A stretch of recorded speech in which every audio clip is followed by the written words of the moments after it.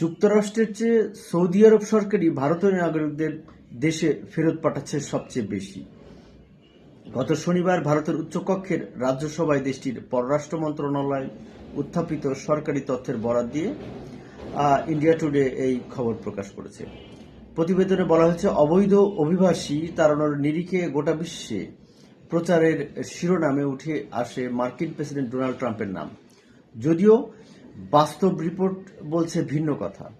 ভারতের সরকারি তথ্য অনুযায়ী 2021 থেকে 25 সাল সময়কালে বিশ্বের সবচেয়ে ভারতীয় ফেরত পাঠানোর ঘটনা ঘটেছে সৌদি আরবে। অর্থাৎ রিয়াদে ভারতীয় দূতাবাসের তথ্য অনুযায়ী 2021 সালে 8,887 জন ভারতীয়কে ফেরত পাঠানো হয়েছে এবং 2022 সালে ফেরত পাঠানো হয়েছে 10,277 জনকে।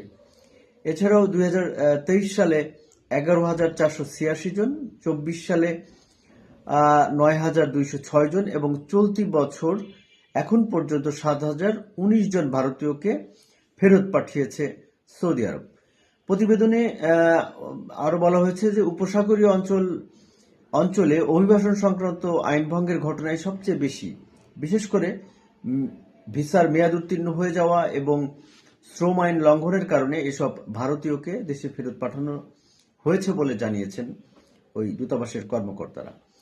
সৌদি আরবের এক জ্যেষ্ঠ কর্মকর্তা বলেছেন, উপসাগরীয় অঞ্চল বিশেষ করে সৌদি আরবে ভিসার মেয়াদ উত্তীর্ণ থাকা, কাজের অনুমতি ছাড়া কাজ করা এবং বসবাস আইন লঙ্ঘনের কারণে ব্যাপক মাত্রায় প্রত্যাবাসন কার্যক্রম চলছে।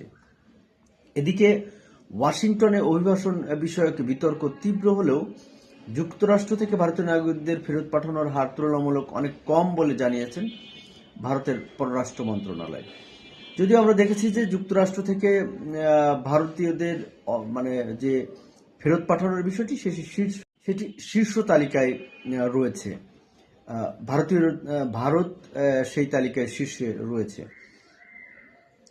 তো সুপ্রিয় দর্শক মণ্ডলী, ভালো থাকবেন, সুস্থ থাকবেন, নিরাপদে থাকবেন, আমাদের সঙ্গে থাকবেন।